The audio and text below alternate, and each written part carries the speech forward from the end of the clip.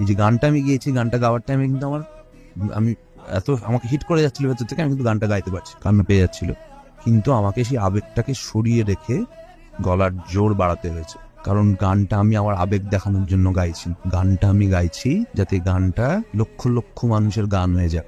আবেগ থাকুক, আবেগ থাকলে তার একটা আফটার এফেক্ট থেকেই যায় কাজের মধ্যে। কারণ যে কাজটা করছি সেটা আবেগটা আছে বলেই করছি। মিছিলের ক্ল্যারিটি চাই, র্যালির ক্ল্যারিটি চাই, পারপাস চাই।